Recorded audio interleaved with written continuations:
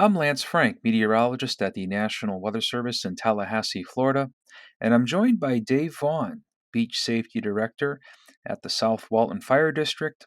And today we're going to talk about rip currents. What we're always trying to get people to understand is that you don't have to have huge waves to get rip currents. Bigger waves tend to make bigger rip currents, but it usually has a lot to do with wind direction too. So if we have, here in the Panhandle, if you get a straight south winds, your likelihood of getting rip currents intensifies greatly. And the science behind it is we try to explain to people in simplest terms is what comes in must go out. And where you don't have a sandbar or where you have a break in the sandbar, that water is going to choose the path of least resistance and basically form itself a roadway out to pass the sandbar. And that's essentially what a rip current is.